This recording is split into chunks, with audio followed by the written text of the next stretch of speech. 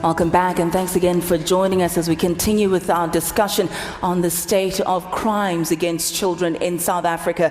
The names Tigran Morris, Luke Tibbets, Cuban van Wyk, Chelsea Godlo, just a few, a handful that have come to the surface. One wonders how many go unnoticed, that the media doesn't manage to capture and share their story with South Africa. Unfortunately, it's far too many. Just in front of me here, the New Age newspaper highlighting that 1.3 million children face abuse. 1.3 million children. And the names that I've just mentioned are the ones that, as I mentioned, that have just managed to capture the headlines. Just a drop in the ocean. It is a sad, sad state of affairs. We're discussing those issues this morning, and we continue with our panelists now. Yusuf, just before the break, when you spoke to us, you mentioned that these perpetrators have no respect for community, that they really should be ashamed of themselves. I want to know from you now, to what extent, and without justifying them, are the very perpetrators perhaps victims and products of their own society? When I see a situation where there's been abuse, I see the abuser and the abused, but at the same time, the very same person who's doing the abuse may have been a victim, him or herself. What do you think? Well, I think, Ayanda, there's no one particular finger we can point. I think there's a multi-disciplined problems that we have. I'm convinced that drugs do contribute to a large extent to what we are seeing. The children that are being shot on the Cape Flats as a result of a fight for the drug trade. We know that the incident in Westbury, the youngster was shot in crossfire because of an apparent feud over the drug trade. No normal person would go and drag a youngster for 2 kilometers. I'm convinced that those perpetrators were either high on drugs or high on alcohol. We have to fight this drug scourge. And I think members of the community who are here today, like Darrelyn James from Eldorado Park, the famous mother who wrote to President Zuma, they will tell you about the drug problem. We at Lead South Africa launched Drug Watch over, a year ago. There were almost 40,000 arrests. The police can go and arrest, and the police are doing a great job to go and arrest. Members of the public must continue to make tip-offs, but we have to tackle the criminal justice system at large. Andy Mashahile, the chairperson of the Gauteng Community Police Forum Board, who is here today, will tell you that we have a major problem with our courts. The courts must get their act together once and for all. It's good to arrest people, but we must make sure that they are prosecuted and they are punished. When Brigadier Billing from Sandton and his team arrest the Rolex gang, and they have the audacity to go to court to apply for bail, we must say enough is enough. The criminal justice system in South Africa must get its act together. So I think we need to tackle the contributing factors to crime. The police must talk to justice. Justice must talk to the police. They must talk to correctional services. We cannot fight crime from Waghuis in Pretoria. We cannot fight crime from Braamfontein, from the provincial headquarters. The police leadership must be on the ground. Business Against Crime is doing a superb job, and so are all the other organizations. We as the business community, we as civil society, we as NGOs must work together. When a company tells me, Ayanda, that I don't have enough money to give Business Against Crime, or I don't have enough money for Crime Line, we have to question, to say why. We have to invest, as much as we're investing into education, we have to invest money into the fight against crime. And today, I think it's important that we salute organizations, individuals that are contributing to the fight against crime. And we appeal to the business community today to say, how do we sit back when Muxine Williams, the editor of the New Age, has an article, as you mentioned, 1.3 million children are facing abuse. Do we sit back as a community? Do we sit quietly when we see the page 3 of the New Age today? A husband allegedly stabbed a wife 50 times in Bryanston. We know what happened the other day in Johannesburg. A 14-year-old boy allegedly strangled his mom to death. I can continue. 14-year-old girl from Eldorado Park allegedly raped. Not allegedly raped. Do we sit back? No. We have to get angry, but we must channel our anger in a constructive way. That is why we at Crime Line, together with our partners, supported by Business Against Crime, are hosting the first conference on the African soil, the Crime Stoppers Crime Line International Conference at the Cape Town Convention Center in October. Not another talk shop. We want action. We have to break down the barriers. We have to work together. We must bring law enforcement together, civil society, governments together, because crime knows no borders. Really, I think there is no quick fix solution, but we must start somewhere. I couldn't agree with you more. I think the saying goes, evil prevails when good men and women sit down and do nothing. I want to bring in the police now to take a look at their role in the greater scheme of things. We have a question from table number 17. If you would stand up for us, please. I'm not sure if it's Dino or Dino Peterson.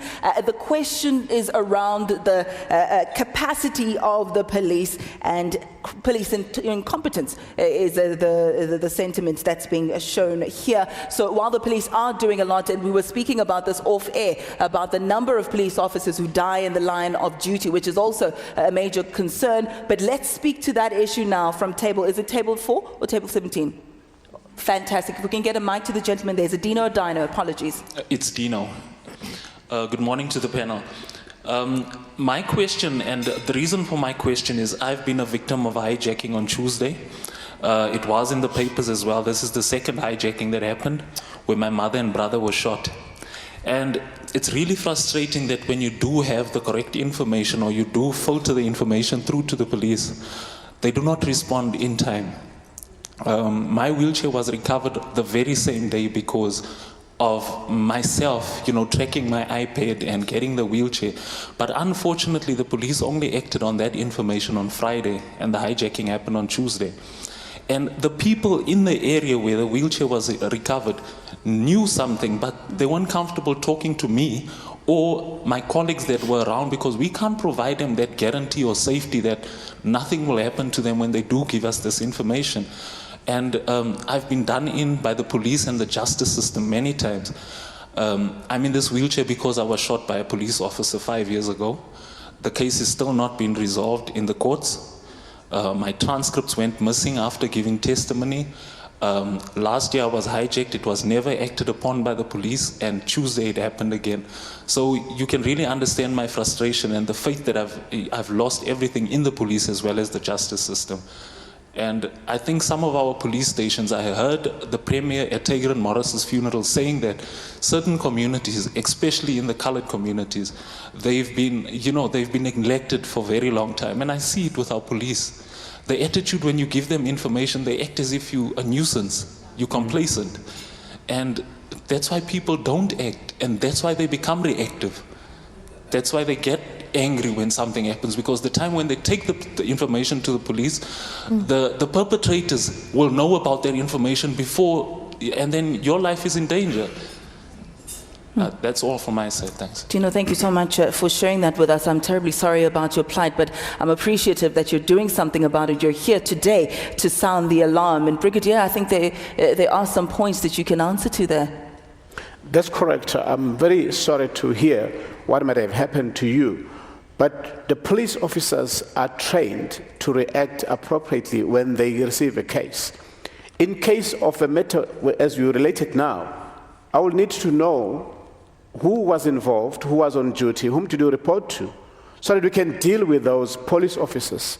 Complacent and corruption in the police services, there's no place for it in the police services. But we need the community to assist us to identify those individuals who are not working accordingly, because we should be doing policing ourselves on the human rights perspective, where we're sensitive to the rights and needs of the community.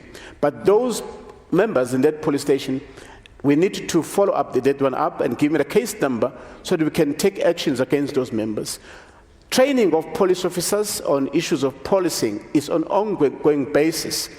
No one can say, I'm not trained. When members are deployed there, they know exactly what they're supposed to do. The issue of reacting time, when you give the information, they should react immediately, because we're working with people's lives. People are vulnerable, and our criminals are getting what call more aggressive day by day. We as police officers, we are there as civil servants to render a service. When you come to a police station, we are not doing you a favor. We are there because we chose to be police officers. There are a lot of professions that we might have taken, but we chose to be police officers because we wanted to save and protect. The national development plan that our president have announced that we should be on the journey to a safer South Africa, where people of South Africa should feel safe and be safe. And that kind of obligations lies on ourselves. Brigadier, if I may interject there, many victims speak of what is termed secondary victimization at the hands of police. Are police officers really competent enough to be able to handle cases such as rape, handle cases such as femicide? I can't tell you the amount of complaints that I've heard from ordinary people who say, I go there and I report domestic violence, and they'll say to me, oh no, we can't interject in a situation between a woman and a man. It's un-African or untraditional to speak of such. Or when a woman, a young lady, perhaps has been to a party or a club, comes to report rape, and they say, why were you dressed so provocatively? And they get victimized at the hands of police officers over and above their ordeal. I do want to inform this House that our government made a commitment on the 6th of May 2010. It was announced in Parliament that re-establishment of FCS units, which is family violence, child protection and sexual offences units, of which myself, as a brigadier, I'm the section head of operations at National Office, where I go around and monitor and inspect the investigation and make sure that they comply with the instructions. With those units are specialized detectives that are trained and sensitized on listening to the issues of crimes against women and children, more especially on sexual offences. We have 176 units countrywide that are operating. Each and every police station is covered. Furthermore, we also went as far as training our first responders in terms of sexual offences, how to handle them.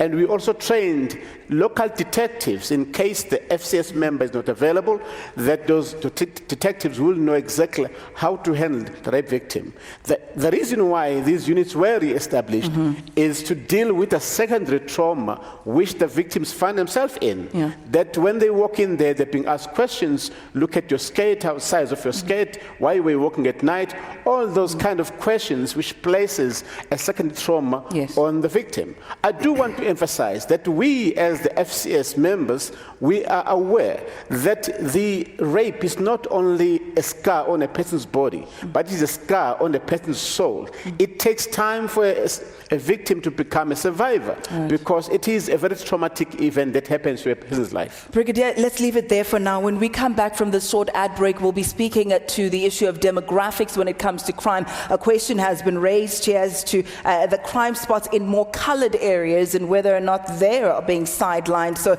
we take a look at that angle in just a minute or two. Do stay with us.